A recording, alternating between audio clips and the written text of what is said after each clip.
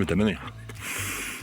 Medžiodamas prisiminiau, kad čia miške yra zuikio kopūsto. Jau pagalvojau, kad skaičiau receptą, ką galime iš to zuikio kopūstų pasidaryti tokią rūgštelę. Jau dabar prisirinksiu ir ką nors jums pagaminsiu. Tadam! Taigi, apie ką aš čia šiandien? Šiandien aš darau eksperimentą. Ir man šiandien prireiks ledus iš bičių, ledai iš ledukai, iš šaldiklio,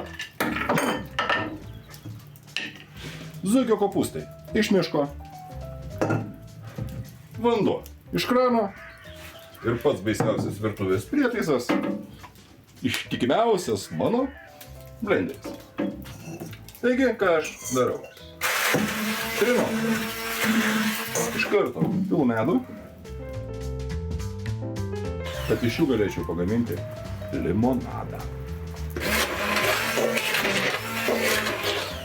Tai va, gavosi va tokia va masė. Va. Ir ją aš dedu į vandenį. Man gavosi va toks keistos spalvos limonadas. Dedu ledus.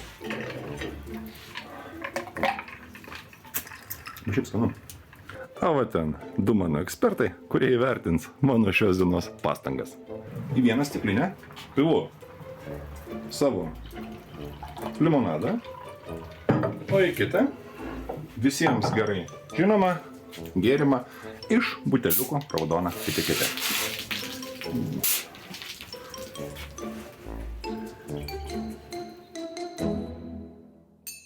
Nu, ekspertas, paragauk.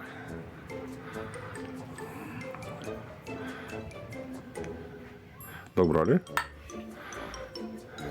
Šitą irgi. Ir tu paragauk.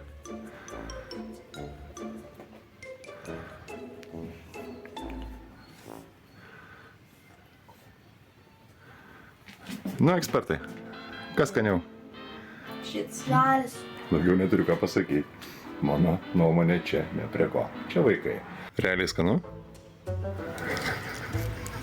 Yra rūgštumo.